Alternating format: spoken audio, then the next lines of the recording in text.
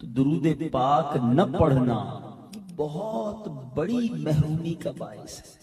اپنی زندگی میں درود پاک کو شامل کیجیے، اور خاص طور پر جب ذکر مصطفیٰ صلی اللہ تعالی علیہ وسلم ہو تو خاص درود پاک پڑھیں اور اپنے معمولات میں درود پاک کو شامل کریں۔ اچھا، ایک طرف تو فرمایا جس کے سامنے میرا ذکر ہو اور مجھ پر درود نہ پڑے وہ میرا چہرہ بھی نہیں دیکھ سکے گا، اور دوسری طرف فرماتے نبی پاک علیہ السلام کہ تم میں سے قیامت کے دن میرے سب سے زیادہ نزدیک وہ ہوگا جس نے مجھ پر سب سے زیادہ درود پڑھے ہو۔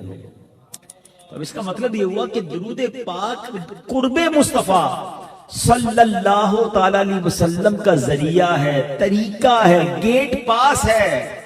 اب آپ نے فیصلہ کرنا ہے کہ قیامت کے دن پیارے آقا کے قریب رہنا ہے یا معاذ اللہ ثم معاذ اللہ ان کے دیدار سے بھی محروم رہنا ہے۔ اب اپنی زندگی میں درود پاک کو شامل کریں، چلتے پھرتے اٹھتے بیٹھتے درود پاک پڑھیں، انشاءاللہ اس کی فضائل، اس کی برکتیں دنیا میں بھی دیکھیں گے اور آخرت میں بھی دیکھیں گے۔ مل کر بآواز بلند درود پاک پڑھ لیں۔ صلو علی الحبیب صلی اللہ تعالی علی محمد صلی اللہ علیہ وسلم۔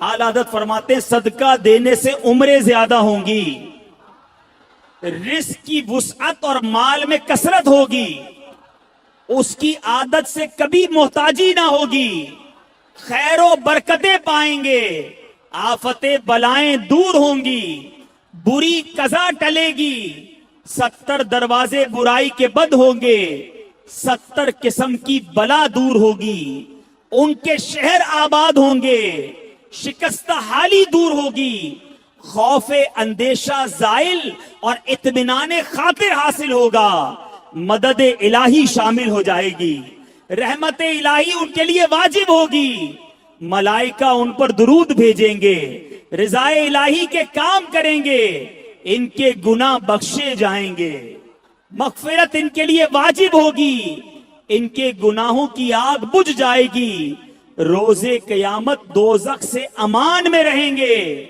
آتش دوزخ ان پر حرام ہوگی، اور اللہ نے چاہا تو نبی پاک کی نالین کے صدقے سب سے پہلے داخل جنت ہوگا۔ پھر کیوں نہ صدقہ و خیرات کریں، پھر کیوں نہ اللہ کی راہ میں خرچ کریں۔ ارے دیا بھی رب نے ہے، میرے اور آپ کے پاس تو کچھ بھی نہیں نا اپنا، کس نے دیا ہمیں؟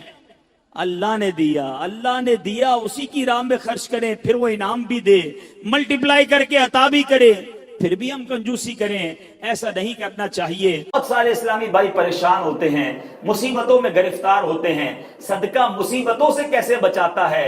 اے میرے پیچھے اسلامی بھائیوں، حدیث پاک ہے، پیارے آقا فرماتے ایک عورت کے منہ میں لقمہ تھا، اپنی پسند کی چیز، اپنی ضرورت کی چیز، اپنے لیے بہترین چیز جو ہو وہ اللہ کی راہ میں خرچ کرو۔ اللہ کی بارگاہ میں کتنا پسندیدہ عمل ہے کہ وہ بہترین چیز لقمہ منہ میں ہے، انسان کو ضرورت ہے نا، بچا ہوا کھانا نہیں تھا، ہم بھی بانٹتے ہیں، جو کھانا بچ گیا کسی کو دے دو، کپڑے پھٹنے والے ہیں کسی کو دے دو، کمبل پرانا ہو گیا غریب کو دے دو، جو بچ گیا جو پھینکنے والا ہے وہ ہم اللہ کی راہ میں دیتے ہیں۔ اللہ کی بارگاہ میں وہ خرچ کریں جو آپ کا پسندیدہ ہے۔ چوتھے پارے کی پہلی آیت ہے لن تنالوا البر حتى تنفقوا مما تحبون، تم ہرگز بھلائی کو نہیں پہنچو گے جب تک اپنی پیاری چیز اللہ کی راہ میں خرچ نہ کرو۔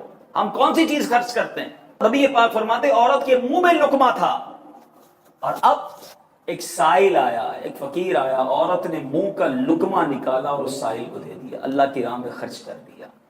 اب اس عورت کے پاس کچھ عرصے کے بعد ولادت ہوئی، بچہ پیدا ہوا۔ جب وہ بچہ کچھ بڑا ہوا تو عورت کے اس بچے کو بھیڑیا اٹھا کر لے گیا۔ سوچے ماں کے لیے کتنی بڑی تکلیف تھی کہ بالکل شیر خار بچے کو، چھوٹے بچے کو بھیڑیا اٹھا کر لے گیا۔ اللہ تبارک و تعالیٰ کی بارگاہ میں اس نے فریاد کی، میرا بیٹا میرا بیٹا۔ اللہ عز و جل نے ایک فرشتے کو حکم دیا کہ اس کے پیچھے جاؤ اور اس بھیڑیے کے منہ سے اس بچے کو چھینو، عورت کو واپس دے دو اور ماں سے کہو اللہ عز و جل نے تم پر سلام بھیجا ہے اور فرمایا ہے یہ لقمے کے بدلے لقمہ ہو گیا ہے۔ تم نے اپنے منہ کا لقمہ میری راہ میں خرچ کیا تھا، میں نے بھیڑیے کے منہ سے تمہارا بچہ نکال کر تمہیں واپس لوٹا دیا. یہ ہے صدقہ. یہ پاک علیہ الصلوۃ والسلام فرماتے ہیں صدقہ دو. اے بیماروں جو مجھے سن رہے ہو, جو یہاں بیمار بیٹھے ہیں, جن کے گھروں میں بیمار ہیں, جو مدنی چینل کے ناظرین مجھے سن رہے ہیں, سنو میرے آقا علیہ الصلوۃ والسلام فرماتے ہیں صدقہ دو اور صدقے کے ذریعے اپنے مریضوں کا مداوع کیا کرو. بے شک صدقہ حادثات اور بیماریوں کی روک تھام کرتا ہے اور یہ تمہارے اعمال اور نیکیوں میں اضافے کا باعث ہے. سبحان اللہ. بیماریاں دور ہو جائیں, حادثے دور ہو جائیں. میں کہتا ہوں ساری دنیا کی دولت ہو ہمارے پاس اور اللہ نہ کرے کوئی ایسا ایکسیڈنٹ ہو جائے کہ نہ بندے کے پیر رہیں نہ ہاتھ رہیں اور معذور ہو جائے, پھر دولت کس کام کی؟ اللہ صحت دے, عافیت دے, حادثات سے بچائے, آفتوں سے بچائے. بے شک زندگی میں پیسے تھوڑے ہوں, اس سے بڑی کون سی نعمت ہے؟ تو اے میرے میٹھے اسلامی بھائیوں, اگر آپ حادثات سے بچنا چاہتے ہیں, بیماریوں سے بچنا چاہتے ہیں, آپ مصیبتوں سے بچنا چاہتے ہیں, صدقہ دینے کی عادت اپنائیں. صبح و شام صدقہ دینے کی عادت اپنائیں. نبی پاک علیہ الصلوۃ والسلام فرماتے ہیں صبح سویرے صدقہ کا ادا کرو. شام میں بھی دینا چاہیے, رات میں بھی دینا چاہیے, مگر صبح سویرے صدقہ دینے کی فضیلت کیا فرمائی آقا نے؟ صبح سویرے صدقہ دو کہ بلا صدقے سے آگے قدم نہیں بڑھاتی, بلا کو انٹرسپٹ کر دیتا ہے, بلا کو روک لیتا ہے صدقہ. ہمیں صدقہ دینا چاہیے. حضرت داؤد علیہ نبینا علیہ السلام آپ کا ایک بڑا قریبی ساتھی تھا, دوست تھا. ایک بار ملک الموت آئے اور کہا کہ حضور آپ کے اس جو ساتھی ہے نا, اس کی عمر اب ایک ہی دن رہ گئی ہے, 1-2 دن بعد ہی چلا جائے گا. اب بڑے افسردہ بھی ہوئے, لیکن موت کا وقت مقرر ہے. 2 دن گزر گئے, 3 دن گزر گئے, مہینہ گزر گیا, بندہ صحیح سالم آپ کے سامنے, آپ حیران. اللہ کے نبی ہے. ملک الموت پھر آئے, کہا کہ حضرت داؤد نے کہا آپ نے تو کہا تھا 2-3 دن میں چلا جائے گا. یہ کہ حضور میں مقررہ وقت پر, پرٹیکولر ٹائم پر اس کی روح قبض کرنے پہنچا, مگر ماجرا یہ ہوا کہ جب مجھے اس کی روح قبض کرنی تھی نا, اس سے تھوڑی دیر پہلے یہ بندہ گھر سے باہر نکلا اور اللہ کی راہ میں اس نے 20 درہم خرچ کی. سبحان اللہ. جس فقیر کو پیسے دیے اس نے اس کو دعا دی, اللہ تیری عمر میں برکت عطا فرمائے. اللہ کو وہ صدقہ اتنا پسند آیا کہ ہر درہم کے بدلے 1 سال عمر میں اضافہ فرما دیا. اے داؤد, اللہ نے 20 درہم کے بدلے اس کے 20 سال کی عمر بڑھا دی. تو یہ ہے صدقہ. انہونی ہو جانی ہے, ان ایکسپیکٹڈ. ہمارے بہت اچھے دوست ہیں, ان کی ڈاٹر ان لا, جو بہو جس کو ہم کہتے ہیں, اتنی بیمار ہو گئی بیچاری, اور بالکل ڈاکٹروں نے منع کر دیا. میں ملا ان سے تو میں نے کہا کیسی طبیعت ہے اب ان کی؟ کہتے سارے ڈاکٹروں نے منع کر دیا تھا اور ہم بھی مایوس ہو گئے تھے, لیکن امیر اہل سنت سے بھی انہوں نے دعا کروائی اور بہت جگہ پر انہوں نے ماشاءاللہ دعائیں کی, اور مجھے ان سے حسن ظن, انہوں نے صدقہ خیرات بھی بہت کیا ہوگا. کہتے امیزنگلی طبیعت بہتر ہونا شروع ہوگا, حالانکہ کینسر کا لاسٹ سٹیج ہے. تو اللہ بڑا کارساز ہے. ہماری ایک لمٹ ہے سوچ کی. ہم سمجھتے ہیں میرا بیٹا ٹھیک نہیں ہو سکتا, ہم سمجھتے ہیں میرا پرابلم سالو نہیں ہو سکتا, ہم سمجھتے ہیں ہماری سوچ کی لمیٹیشنز ہیں, ڈاکٹرز کی لمیٹیشنز ہیں. وہ خالق کائنات ہے, وہ مالک ہے, اس نے ہمیں بنایا ہے. وہ جب چاہے ہماری مصیبتیں دور فرما سکتا ہے, وہ جیسے چاہے وہ نواز سکتا ہے. ہماری اوقات نہیں ہے, ہم اس کریم سے مانگ رہے ہیں جس کے خزانے کا کوئی کنارہ نہیں ہے, اس کی عطاؤں کی کوئی حد نہیں ہے. وہ عطا فرمائے تو کریم ہی جو ٹھہرا, تو کرم کے کیا ٹھکانے. تو نوازنے پہ آئے تو نواز دے زمانے. اپنے رب سے محبت کیجئے, اپنے مالک سے محبت کیجئے, اپنی ہوپ ختم نہ کیجئے, اللہ سے نا امید نہ ہو جائیے. لا تقنطوا من رحمت اللہ. اے میرے بندو, میری رحمت سے مایوس نہ ہو. وہ خود اعلان فرما رہا ہے, میں کیوں مایوس ہو جاؤں؟ میں اس سے مانگی جاؤں کہ اللہ ہوں گناہگار, تو نے اتنا اچھا بنا دیا, اتنی نعمتیں دے دی ہیں, اب اس عطا کو جاری رکھنا, اس کرم کو جاری رکھنا. میرے مالک میری بات بنائی رکھنا, میری عزت بچائی رکھنا. میرے عیبوں پر پردہ ڈالا ہے, اے اللہ اس عیب کو چھپائی رکھنا. وہ قریب ہے اور ضرور انشاءاللہ وہ کرم فرمائے گا. بس ہم اس کی راہ میں عبادت بھی کرتے رہیں, اس کی فرما برداری بھی کرتے رہیں. اسی نے حکم دیا ہے تو اس کی راہ میں خرچ کرتے رہیں. حضرت سیدنا عطا رحمت اللہ تعالی اپنے والد سے روایت کرتے ہیں کہ ایک مرتبہ ایک زمانے کے جو مشہور بزرگ تھے حضرت سیدنا ابو مسلم خولانی رحمت اللہ تعالی, آپ کی زوجہ محترمہ نے آپ سے کہا کہ حضور گھر میں آٹا بالکل ختم ہو گیا ہے اور کھانے کے لیے کچھ بھی نہیں ہے، تو آپ نے فرمایا کیا تمہارے پاس کچھ رقم موجود ہے کہ جس سے کچھ آٹا خریدا جا سکے؟ انہوں نے عرض کی کہ میرے پاس 1 درم ہے جو میں نے اون بیچ کر حاصل کیا ہے۔ آپ نے فرمایا اچھا وہ 1 ہی درم مجھے دے دو، میں بازار سے جا کر آٹا لے آتا ہوں اور پھر تم نے روٹیاں بنا لینی ہیں۔ اب آپ آٹے کے لیے 1 درہم لے کر گھر سے جا رہے ہیں۔ ذرا پوزیشن سمجھیے گا ناظرین کہ گھر میں کھانے کو نہیں ہے، 1 ہی درہم ہے، اور اس 1 درہم کا آٹا لینے یہ بزرگ جو ہیں یہ بازار جاتے ہیں۔ مگر ابھی دکان پر پہنچتے ہیں کہ ایک فقیر آتا ہے، ایک غریب آتا ہے اور عرض کرتا ہے کہ حضور یہ درہم مجھ پر صدقہ کر دیجئے۔ اللہ اکبر، 1 ہی درہم ہے اور وہی صدقہ کرنے کے لیے کہا جا رہا ہے۔ اللہ والوں کے دل کتنے بڑے تھے، رب عز و جل کی رحمت پر بھروسہ کیسا تھا، وہی 1 درہم جو ہے آپ نے اس فقیر کو دے دیا۔ مگر پھر سوچا کہ میری زوجہ کیا کہے گی کہ میں آٹا لینے گیا تھا اور رقم میں نے دے دی۔ شرم کے مارے انہوں نے کیا کیا کہ ایک جگہ لکڑی کا کام ہو رہا تھا، اس لکڑی کا جو برادہ ہے وہ خالی تھیلے میں بھر لیا تاکہ گھر والے خالی تھیلا دیکھ کر پریشان نہ ہو جائیں۔ مگر ایک شرمندگی بھی تھی کہ اب وہ روٹی کے انتظار میں ہیں۔ اپنے گھر گئے اور دروازے کے اندر وہ تھیلا رکھ کے خود باہر چلے گئے۔ کافی دیر تک باہر گویا سڑک پر گھومتے رہے اور دیر سے واپس گھر پہنچے۔ تو جب گھر گئے تو اندر جا کر دیکھا کہ کھانا تیار ہے، روٹیاں گرما گرم موجود ہیں، اور آپ کی زوجہ محترمہ آپ سے کہتی کہ آپ کہاں چلے گئے تھے؟ میں نے کھانا تیار رکھا اور آپ ابھی تک نہیں آئے۔ آپ حیران ہوئے، پوچھا یہ روٹیاں کہاں سے آئیں؟ تو آپ کی زوجہ نے کہا کہ یہ اسی آٹے کی روٹیاں ہیں جسے آپ لے کر آئے تھے۔ آپ نے کہا آٹا؟ تو زوجہ نے کہا کہ جی، جو آپ تھیلا لائے تھے اس میں شاندار آٹا موجود تھا۔ آپ نے اللہ عز و جل کا شکر ادا کیا، اللہ عز و جل نے میری عزت رکھ لی کہ میں نے اللہ کی راہ میں صدقہ کیا، رب عز و جل نے وہ مٹی کے برادے کو آٹے سے تبدیل کر دیا۔ ناظرین، یہ ہے ہمارے بزرگوں کا دل اور اللہ کی راہ میں خرچ کرنے کا جذبہ، غریبوں کی مدد کرنے کا خیال۔ ایمان والو، اپنی پاک کمائیوں میں سے اور اس میں سے جو ہم نے تمہارے لیے زمین سے نکالا ہے، اللہ کی راہ میں خرچ کرو۔ انفقوا من طیبات ما کسبتم، اپنی پاک کمائیوں میں سے کچھ خرچ کرو۔ تفسیر صراط الجنان میں ہے کہ بعض لوگ صدقہ میں خراب مال دیا کرتے تھے۔ ان کے بارے میں یہ آیت نازل ہوئی اور فرمایا کہ اللہ تعالیٰ کی راہ میں اپنا کمایا ہوا پاکیزہ اور صاف ستھرا مال دیا کرو، نیز زمین کی پیداوار سے بھی راہ خدا میں خرچ کیا کرو، اور اللہ تعالیٰ کی راہ میں ناقص، گھٹیا اور ردی مال نہ دیا کرو۔ جب تم اللہ تعالیٰ سے اچھی جزا چاہتے ہو تو اس کی راہ میں مال بھی اعلیٰ درجے کا دیا کرو۔ غور کرو کہ جس طرح کا گھٹیا مال تم راہ خدا میں دیتے ہو، اگر وہی مال تمہیں دے دیا جائے تو کیا تم قبول کرو گے؟ پہلے تو قبول ہی نہ کرو گے، اور اگر قبول بھی کر لو تو خوش دلی سے قبول نہ کرو گے، بلکہ دل میں برا مناتے ہوئے لوگے۔ جب اپنے لیے اچھا سوچتے ہو تو پھر راہ خدا میں خرچ کیے جانے کے بارے میں بھی اچھا سوچا جائے۔ بہت سے لوگ خود تو اچھا استعمال کرتے ہیں، لیکن جب راہ خدا میں دینا ہوتا ہے تو ناقابل استعمال اور گھٹیا قسم کا دیتے ہیں۔ ان کے لیے اس آیت میں عبرت ہے۔ اگر کوئی چیز فی نفس ہی تو اچھی ہے لیکن آدمی خود اس کو پسند نہیں کرتا تو اس کے دینے میں کوئی حرج نہیں۔ البتہ حرج وہاں ہے کہ جہاں چیز اچھی نہ ہونے کی وجہ سے ناپسند ہو۔ بہت شاندار میسج ہے، اللہ کی راہ میں جب بھی خرچ کیا جائے بہترین خرچ کیا جائے۔ ذرا سوچئے نا مدنی چل کے ناظرین، مجھے اور آپ کو دیا کس نے ہے؟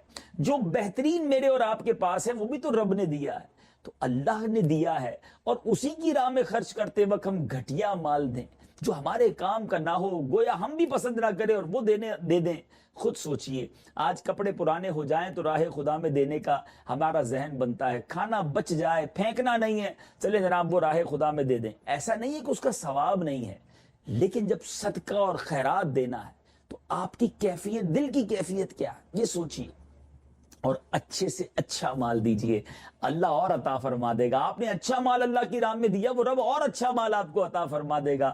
اللہ کرے کہ ہم اللہ کی راہ میں خرچ کرنے کی جب باری ہے، دل پر چوٹ کرنے کے لیے عرض کر رہا ہوں، ہم اگر مسجد میں بیٹھے ہیں اور چندے کا ڈبہ ہمارے سامنے آیا یا کوئی جھولی پھیلائی جا رہی ہے اور ہم نے سوچا کہ چلیں آج مسجد میں 100 روپے دینے ہیں، تو ہمارے جیب میں 2 نوٹ ہیں، ایک نوٹ وہ ہے جو نیا ہے اور ایک نوٹ وہ ہے جو پرانا ہے.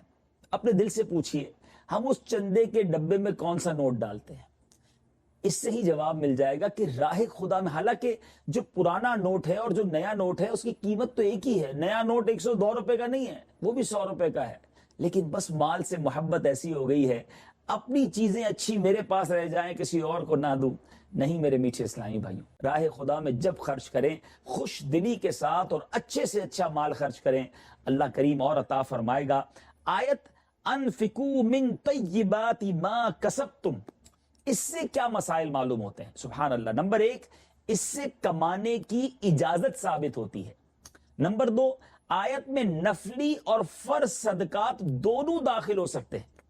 سبحان اللہ. اور نمبر 3، اپنی کمائی سے خیرات کرنا بہتر ہے کیونکہ فرمایا اپنی کمائیوں سے.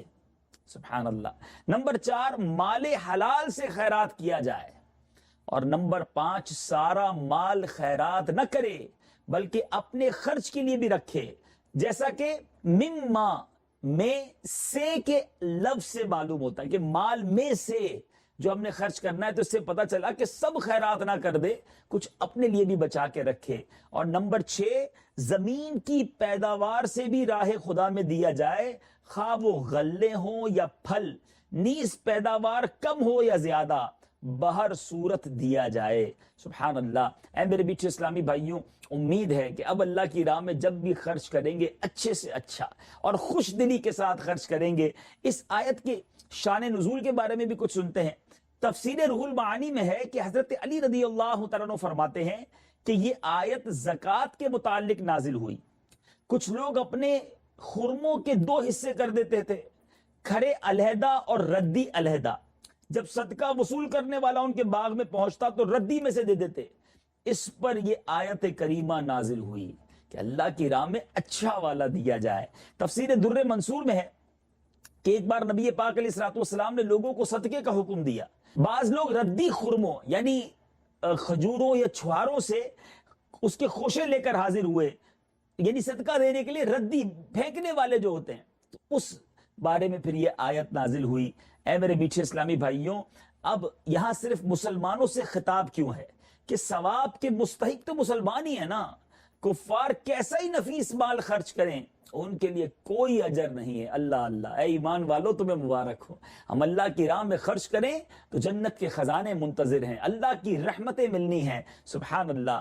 اے مسلمانوں، اعلیٰ چیز خرچ کرو. مفسر شہیر حکیم الامت حضرت مفتی احمد یار خان نعیمی اس آیت مبارکہ کی تفسیر کے تحت ارشاد فرماتے ہیں، اے مسلمانوں، راہ خدا میں اپنی حلال اور کھری کمائیوں اور اپنی زمین کی پیداوار میں سے اعلیٰ چیزیں خرچ کرو. سبحان اللہ. مزید فرماتے ہیں ردی اور حرام چیزوں کے خیرات کرنے کا ارادہ بھی نہ کرو کہ تم خیرات تو ردی میں سے کرو، اور اگر تمہیں کوئی ردی چیز ہدیہ دے اور یا تمہارا حق ردی سے ادا کرے تو تم کبھی بھی اسے نہ لو. ہاں اگر در گزر کر جاؤ اور چشم و پوشی اور رعایت سے کام لو اور قبول کر لو تو دوسری بات ہے. تو جو چیز لینا پسند نہیں کرتے وہ خدا کے لیے کیوں دیتے ہو؟ بہت خوبصورت بات. خیال رکھو کہ غنی کی بارگاہ میں وہ چیز نذرانہ اور ہدیہ پیش کی جاتی ہے جو وہ پسند کرے. اللہ. بادشاہ کو ہدیہ اعلیٰ دیا جاتا ہے. رب تعالیٰ کی بارگاہ میں وہ ہدیہ پیش کرو جو وہ قبول فرما لے. اس کی بارگاہ میں تو اخلاص والا ہدیہ قبول ہے. سبحان اللہ. سبحان اللہ. اللہ کی بارگاہ میں پیش کریں اور بیکار ردی اور اخلاص سے آری ریاکاری والا حرام مال سے نہیں. میرے بیٹھے اسلامی بھائی، اللہ پاک ہے اور پاک ہی پسند فرماتا ہے. پاکیزہ کمائی سے خرچ کرنے پر حدیث مبارکہ سنیے. حضرت ابو ہریرہ رضی اللہ تعالیٰ عنہ راوی ہیں اور یہ بخاری شریف کی حدیث ہے کہ نبی پاک علیہ الصلوۃ والسلام نے فرمایا، جس شخص نے پاکیزہ کمائی سے 1 کھجور کے برابر صدقہ کیا اور اللہ صرف پاکیزہ چیز ہی قبول فرماتا ہے تو اللہ اس صدقہ کو اپنے دائیں ہاتھ سے قبول فرماتا ہے. پھر اللہ تعالیٰ اس صدقے کو پالتا ہے، بڑھاتا رہتا ہے، جس طرح تم میں سے کوئی شخص اپنے گھوڑے کو پالتا رہتا ہے حتیٰ کہ وہ کھجور کا صدقہ پہاڑ جتنا ہو جاتا ہے. اللہ اللہ. کیسا کریم ہے ہمارا مولا. مدنی چینل کے ناظرین، دیا بھی اسی نے. توفیق بھی وہی دیتا ہے، اور ہم خرچ کریں تو اجر بھی وہی دیتا ہے، اور اتنا نہیں دیتا جتنا ہم خرچ کرتے ہیں۔ آپ نے دیکھا کہ کھجور پہاڑ کی مانند ہو جاتی ہے۔ کاش اخلاص نصیب ہو جائے، کاش اللہ کی رضا کے لیے خرچ کرنا نصیب ہو جائے۔ سبحان اللہ۔ آیت کریمہ سے کچھ جو فوائد علماء نے ہمارے لیے استنباط کیے، ہمیں بتائے۔ پہلا فائدہ، کمائی کرنا، مال حلال حاصل کرنا شرعاً ضروری ہے، کہ جب کمائی میں خیرات ضروری تو کمائی بھی ضروری۔ اور دوسرا فائدہ، حق والا اپنے حق میں رعایت بھی کر سکتا ہے، کہ معیوب چیزیں لے لے اور پورے کا مطالبہ بھی کر سکتا ہے۔ سبحان اللہ۔ ایک شخص آپ کا جاننے والا تھا، دوست تھا، اور مکہ مکرمہ زیارت کے لیے جا رہا تھا، طواف کے لیے، عمرے کے لیے۔ کہتا ہے حضرت یہ 10,000 درہم آپ کو دیتا ہوں، اس میں سے اس پیسوں سے ایک اچھا سا گھر خرید لیجیے گا، میں ذرا سفر کر کے جب واپس بصرہ آؤں تو مجھے رہنا ہے یہاں پر، آپ ماشاءاللہ ایماندار آدمی ہیں، مجھے فیور کیجیے گا، میرے ان پیسوں سے گھر خرید لیجیے گا۔ حضرت حبیب اعجمی نے اس سے پیسے لیے، وہ بندہ چلا گیا مکے۔ اتفاق ایسا ہوا کہ ان دنوں بصرہ کے اندر آٹے کی، اناج کی قلت ہو گئی، لوگ بڑے پریشان، کھانے پینے کی تنگی ہو گئی۔ آپ نے 10,000 درہم جو اس نے دیے تھے اس کا آٹا خریدا اور غریبوں میں صدقہ کر دیا۔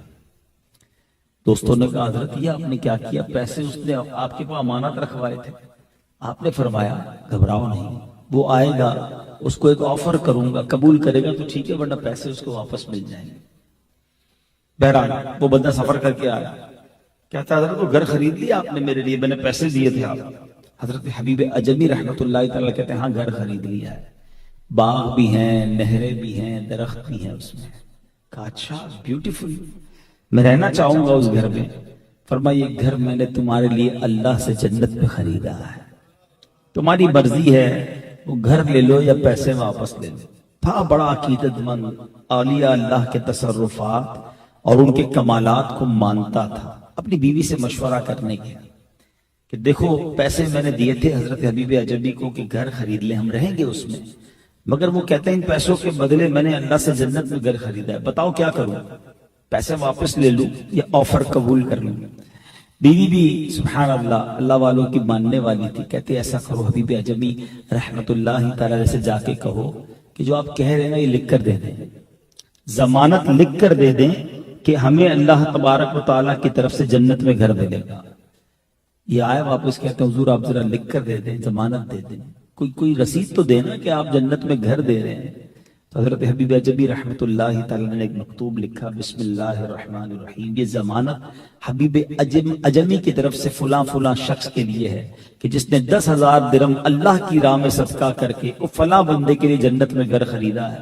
اب اللہ کی رحمت پر امید ہے کہ حبیب اعجمی کے اس وعدے کو پورا کر دے۔ اس طرح کا ایک مضمون لکھ کر اس کو دے دیا۔ وہ بڑا عقیدت مند تھا، اس نے وصیت کی مر جاؤں تو کفن میں ایک پرچہ ڈال دینا۔ اس کا انتقال ہوا، حسب وصیت یہ پرچہ اس کے کفن میں ڈال دیا گیا۔ صبح ہوئی تو اس کی قبر پر ایک رکا پڑا ہوا تھا۔ دیکھنے والوں نے دیکھا کہ یہ برات نامہ ہے حبیب اعجمی کے لیے کہ جو اس نے اللہ کے ذمہ کرم پر جو نیت کی تھی اس بندے کے لیے، اللہ تعالیٰ نے ایسا ایسا محل وہ گھر جنت میں اس کو عطا فرما دیا۔ لوگ وہ پرچہ لے کے حبیب اعجمی کے پاس آیا، آپ بہت روئے، کہتے یہ اس شخص کے لیے برات نامہ نہیں ہے، میرے لیے بھی تو برات نامہ ہے، میرے رب نے میری لاج رکھ لی، میرے کہے کو پورا کر دیا۔ میرے میٹھے اسلامی بھائیو، یہ واقعہ اولیاء کرام کی فضائل کی کتابوں میں موجود ہے۔ حدیث پاک ہے نا، بڑی صریح حدیث پاک ہے، کلیئر حدیث پاک ہے کہ اللہ کے حبیب علیہ الصلوۃ والسلام فرماتے ہیں، جس کا مضمون ہے کہ جو اللہ کے لیے مسجد بناتا ہے اللہ اس کے لیے جنت میں گھر بناتا ہے۔ یعنی آج ہم اگر مسجد بنائیں اخلاص کے ساتھ اللہ کے لیے تو رب کریم انشاءاللہ جنت میں محل عطا فرمائے گا، کیونکہ یہ نبی پاک علیہ الصلوۃ والسلام کا وعدہ ہے۔ تو پتہ یہ چلا کہ انسان دنیا میں رہ کر بھی جنت میں گھر بنا سکتا ہے، انسان دنیا میں ایسے کام کر سکتا ہے جو اس کی آخرت کو بہتر بنانے والے کام ہوں، اور ان میں سے ایک بہترین کام اللہ کی راہ میں خرچ کرنا ہے، راہ خدا میں خرچ کرنا، صدقہ و خیرات کرنا۔ یہ اللہ کو کس قدر محبوب ہے۔ صدقہ بلاؤں کو ٹال دیتا ہے، صدقہ مصیبتوں کو ٹالتا ہے، حدیث کا مضمون ہے، 70 برائیوں کے دروازوں کو بند کرتا ہے صدقہ۔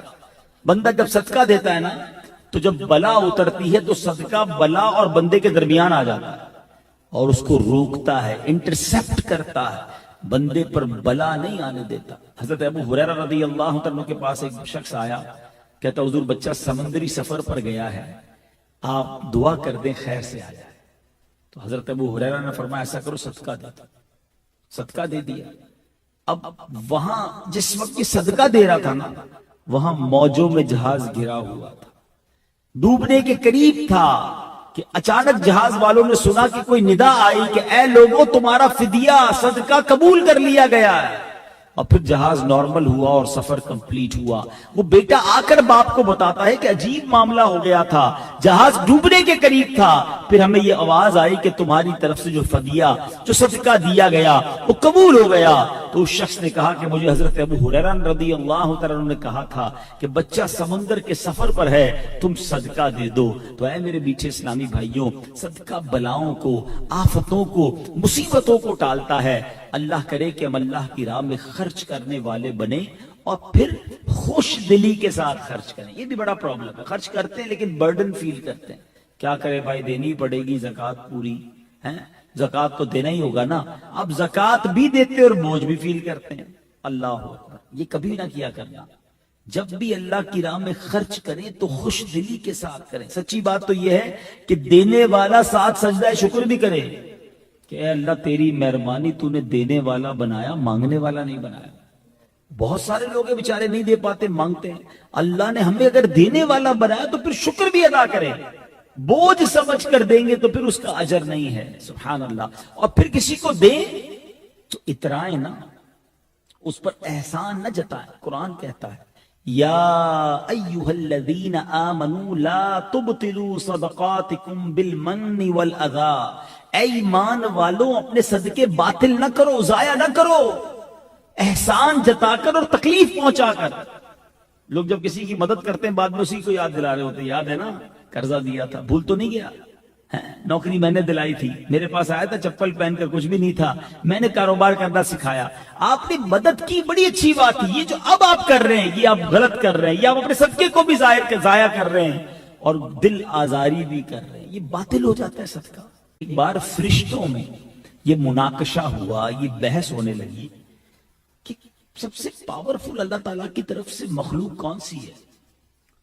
تو کسی نے کہا کہ پہاڑ، ماؤنٹینز بہت بڑے ہیں، اتنے زبردست قوی۔ تو دوسرا فرشتہ کہتا ہے نہیں لوہا، کیونکہ لوہا پہاڑ کو بھی کاٹ دیتا ہے۔ تیسرے نے کہا نہیں آگ، آگ تو لوہے کو بھی پگھلا دیتی ہے۔ ایک اور فرشتہ کہتا ہے پانی، پانی تو آگ کو بھی بجھا دیتا ہے۔ تو اگلے نے کہا ہوا، ہوا پانی کو بھی بہا دیتی ہے۔ Confusion, which is the powerful creation of اللہ سبحانہ وتعالی، سب سے زیادہ پاورفل چیز کون سی ہے؟ فرشتوں نے اللہ کی بارگاہ میں عرض کیا مولا تو ہی بتا دے، تیری سب سے مضبوط طاقتور مخلوق کون سی ہے؟ اللہ فرماتا ہے میرا وہ بندہ جو دائیں ہاتھ سے صدقہ کرے اس کے بائیں ہاتھ کو پتہ نہ ہو۔ یہ سب سے زیادہ میری مضبوط مخلوق ہے، طاقتور مخلوق ہے۔ ہاں یہ ہے بڑا مشکل کام، ادھر صدقہ دو ادھر پیٹ میں درد شروع ہو جاتا ہے۔ اعلان تو ہونا چاہیے نا، پہلے تھا نیکی کر دریا میں ڈال، اب نیکی کر فیس بک پہ ڈال، ہر چیز ڈالنی ہے، یہ بھی کیا میں نے، یہ بھی کیا، ساری دنیا کو بتانا ہے، تو پھر قبول نہیں ہونا۔ اللہ کے لیے ایک سوال کروں، یہ میرے لیے بھی سوال، یقیناً میرے لیے بھی ہے، اور شاید آپ سب سے زیادہ میرے لیے ہے، کیونکہ جو پبلک میں زیادہ جاتا ہے، لوگ جس کو زیادہ جانتے ہیں اس کے لیے زیادہ مشکل ہوتا ہے، لیکن میں سمجھانے کے لیے کہہ رہا ہوں۔ ایسی کتنی نیکیاں ہیں میرے پاس یا آپ کے پاس جو فقط میں جانوں اور میرا رب جانے؟ یہ سوال کرنا کبھی اکیلے میں اپنے آپ سے کہ ایسے کتنے صدقے ہیں، کتنے سجدے ہیں، کتنے روزے ہیں، کتنے عمرے ہیں، کتنے طواف ہیں، کتنے ختم قرآن ہیں جو فقط میں جانوں اور میرا رب جانے۔